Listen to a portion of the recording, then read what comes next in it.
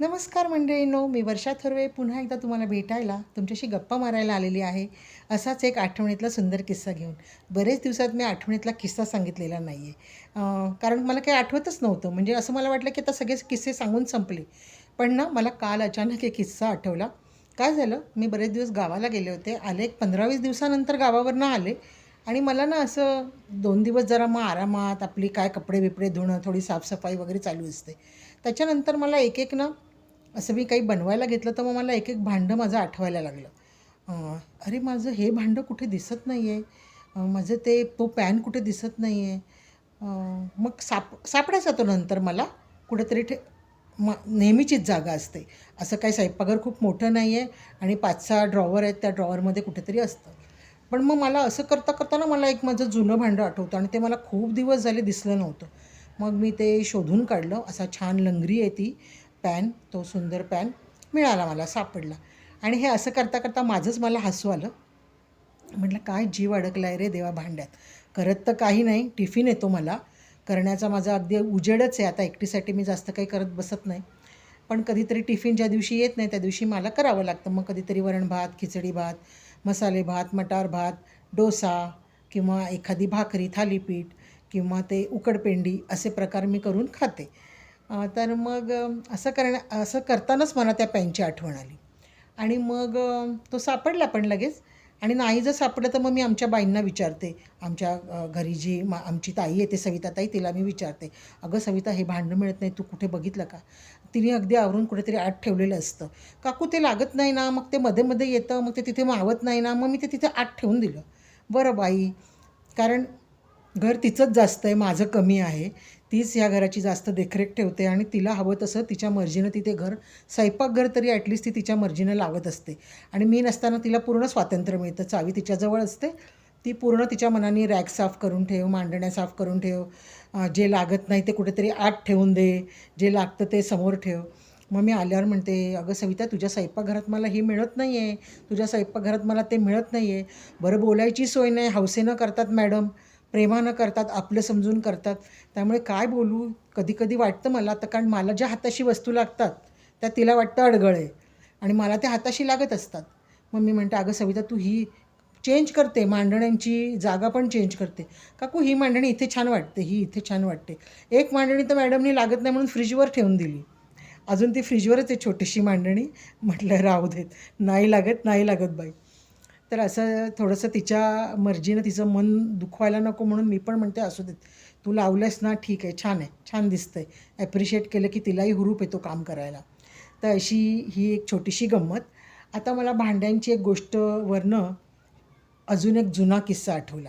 माझा नवरा असताना 2012 सालची गोष्ट असेल ही. 2012 हो. कारण की काय मी घरावरनं आठवते. आपण त्या घरात होतो, दैवयोगमध्ये होतो. 2014ला आपण दैवयोगमध्ये शिफ्ट केलं. ते 2016पर्यंत आपण दैवयोगमध्ये राहिलो, म्हणजे बिल्डिंगचं नाव. मग 2012ला आपण गारवेमध्ये होतो. मग 2000 गारवेच्या घरात घडलेली गोष्ट आहे, म्हणजे 2012-13 2 वर्षात घडलेली गोष्ट आहे. तर ही 2012 सालची गोष्ट. मी अशीच मुंबईला गेले होते. मुंबईला माझ्या बहिणीकडे. बहिणीला नुकताच नवीन जॉब लागलेला आणि तिची मुलगी जरा लहान, म्हणजे तरी कॉलेजला. तरी आपल्यासाठी लहानच. मग म्हणा, "अक्का थोडी येशील का गं जरा महिनाभर, तिला सवय होईपर्यंत, कारण मला जॉबला जावं लागेल आणि मग मी जवळजवळ 7-8 तास घरात नसेन, मग तिच्याकडे थोडंसं लक्ष द्यावं लागेल किंवा काय हवं नको, तर तू येशील का?" म्हटलं, "बिनधास्त जॉब कर, मी येते महिनाभर राहायला, तिला सवय होईपर्यंत." मग मी तशी तिच्याकडे महिना दीड महिना होते मुंबईला, अंधेरीला.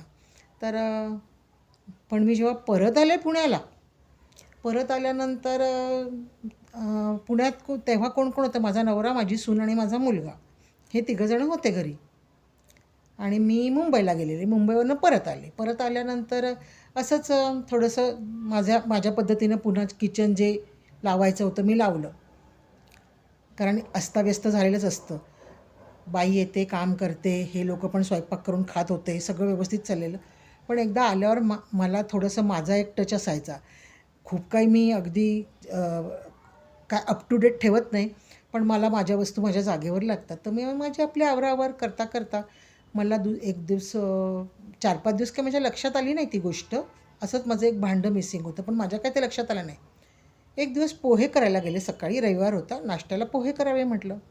पोहे करायला मी एक कढई शोधायला लागली. माझी एक छानशी मोठी कढई आहे, तसराळ अशी मस्त आणि जाड विमानाच्या पत्र्याची, विमानाचा पत्रा असतो ना तशा त्याला म्हणायचं, विमानाच्या पत्र्याची.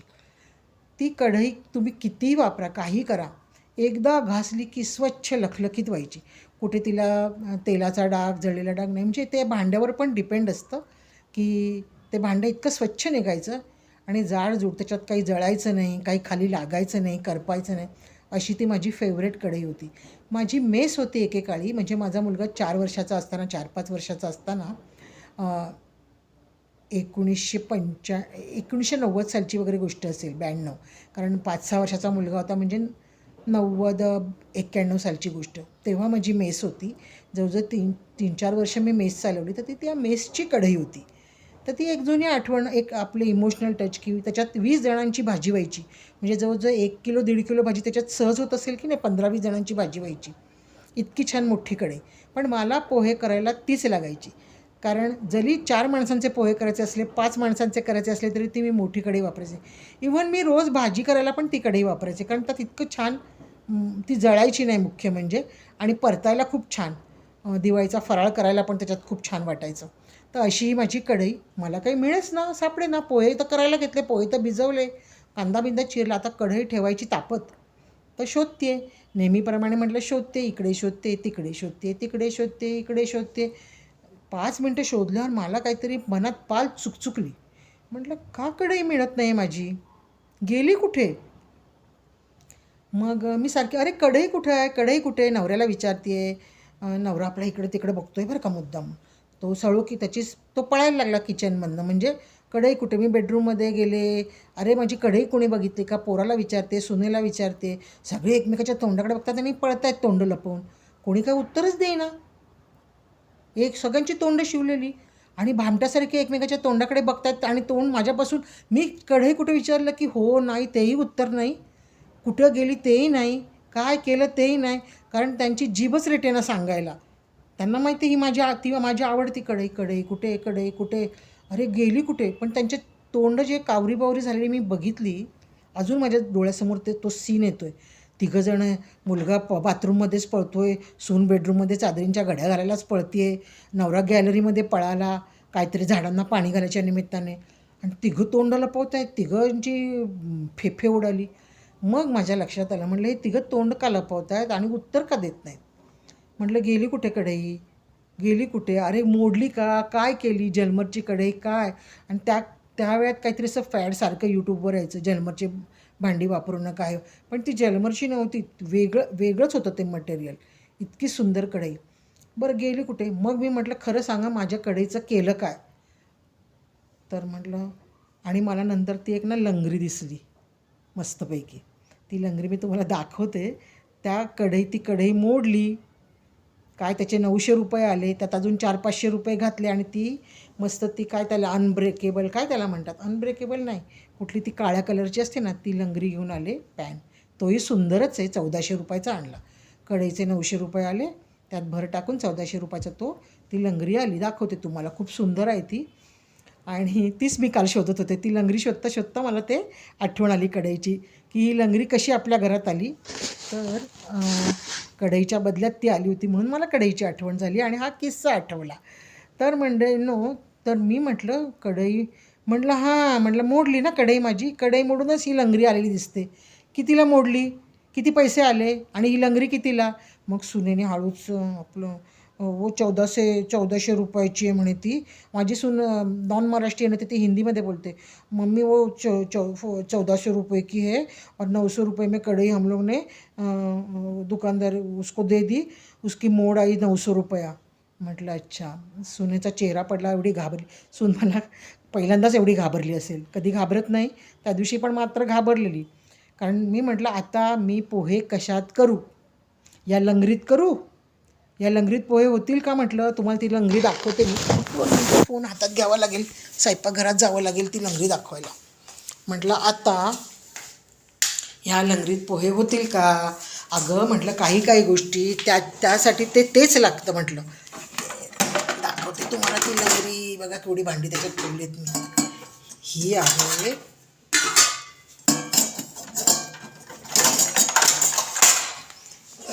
ही आहे ती लंगरी. बघा मला दाखवते छान. आता ह्याच्यात पोहे होतील का तुम्हीच सांगा. ह्यात नाही पोहे, ह्या लंगरीमध्ये पोहे होत नाहीत. आता हे कसं सांगायचं, पोरांना कसं कळणार.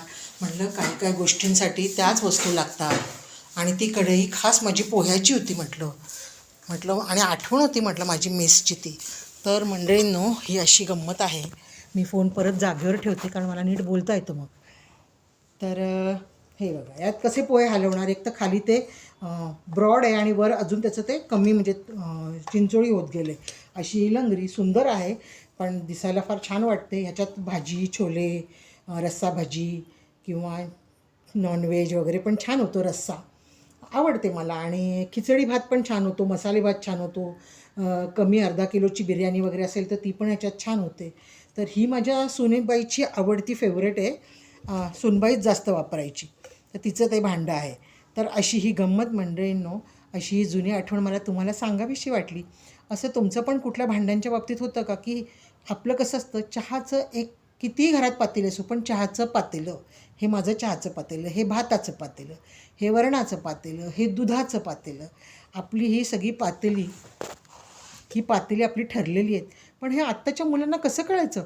कशातही चहा ठेवतात, कशातही वरण भात लावतात, कशातही भाजी करतात आणि काय आता बोलायचं मला नाही पटत. आणि माझ्या आईचं तर त्याच्याहून वेगळं आहे. माझ्या आईला त्या एवढूशा पातेल्यावर तिचे झाकणा पण ठरलेल्या आहेत. या पातेलीवरची ही झाकणी, त्या पातेलीवरची ती झाकणी, त्या मोठ्या पातेलीवरती ती म्हणते एवढूशा पातेल्यावर एवढ्या मोठ्या झाकणा वापरताना मला नाही आवडत. ते कसं दिसतं ते.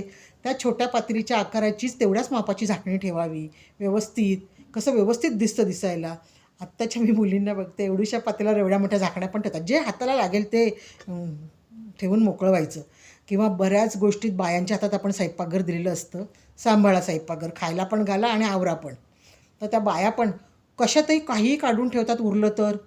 आणि कुठल्याही एवढीशी वस्तू असेल तर ती एवढ्या मोठ्या भांड्यात काढून ठेवतात. एवढीशी उरली तर छोट्या वाटीत काढून ठेवावी.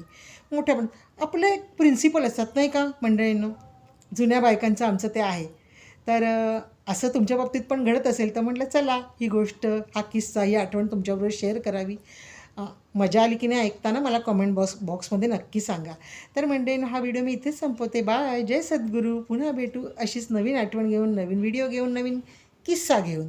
तोपर्यंत हा व्हिडिओ पाहत राहा आणि एन्जॉय करा. बाय. जय सद्गुरू.